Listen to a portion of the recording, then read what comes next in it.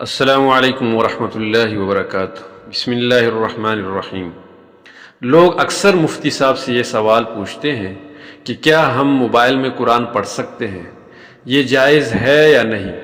مفتی صاحب جواب دیتے ہیں کہ موبائل میں قرآن پڑھنا جائز تو ہے، لیکن ایک بات سمجھنی چاہیے، موبائل کے اندر جو قرآن نظر آتا ہے وہ اصل قرآن کا نسخہ نہیں ہوتا، بلکہ صرف ایک عکس ہوتا ہے۔ جیسے آئینے میں انسان کا عکس نظر آتا ہے، وہ اصل انسان نہیں ہوتا بلکہ صرف اس کی تصویر ہوتی ہے۔ بالکل اسی طرح موبائل میں جو قرآن دکھائی دیتا ہے وہ اصل نسخہ نہیں ہے۔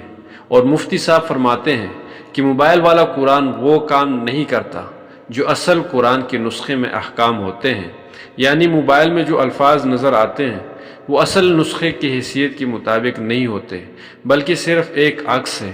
اسی لیے بھائیو، موبائل میں قرآن پڑھنا جائز تو ہے، لیکن اصل نسخہ پڑھنا زیادہ افضل اور بہتر ہے۔